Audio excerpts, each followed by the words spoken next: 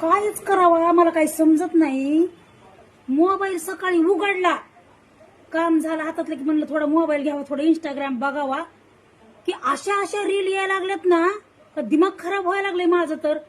कुठं ड्रम मध्येच भरलं नवऱ्याला, कुठं जहरच पाजलं कॉफी मध्ये नवऱ्याला, कुठं नवऱ्याला चटईमध्ये साप सोडून मारलं, नरड दाबून मारलं, कुणी तुकडे करून पिशवीत भरलं. अरे काय आहे हा? कुठं सासून जावाई पळून गेले, कुठं ईन आणि इवाई पळून गेले, हे अफेर कुठं कोण कुठं सापडलं, कोण कुठं सापडलं.